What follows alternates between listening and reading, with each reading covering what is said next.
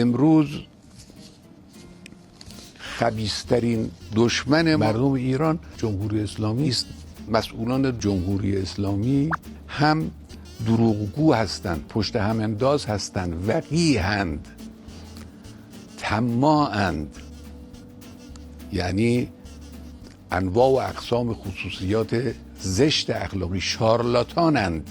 حرکتاشون، حرفاشون رو شما بشنوید، شارلاتانی حرف میزنند. هم اینجوری هن و هم البته در کنارش ظالمند، سنگدلند، به شدت بیرحمند، تروریستند.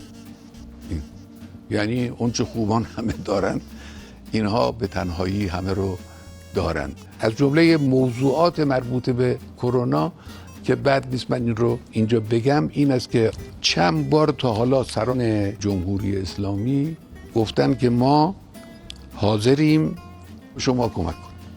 این جزو اون حرفای بسیار عجیبه، هیچ اعتباری نداره. هیچ جهش تولیدی هم که بنده امسال مطرح کردم این خیلی مطابق با واقع نیست. آخرین عرض من اینه که تجربه 40 ساله به ما نشان میده قلدرها و مستکبرین و تنبلها وقتی که حکومت تشکیل میدن، این همون نسخه است که امام خمینی به این نسخه عمل کرد و امام این زمینه رو هم شناخت. زمینش عبارت بود از ظلم گسترده و فساد بیپایان رژیم جمهوری اسلامی.